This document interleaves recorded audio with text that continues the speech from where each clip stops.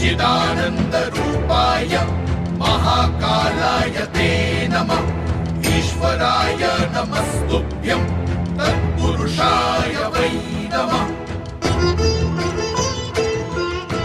सद्योजात नमस्तुभ्यं शुक्लवर्ण नमो नमः। वधा कालाग्निरुद्राय रुद्ररूपाय वै नमः। सिद्ध्युत्पत्तिलयानां च हेतुरूपाय वै नमः। परमेश्वररूपस्त्वं नील एवं नमोऽस्तु ते।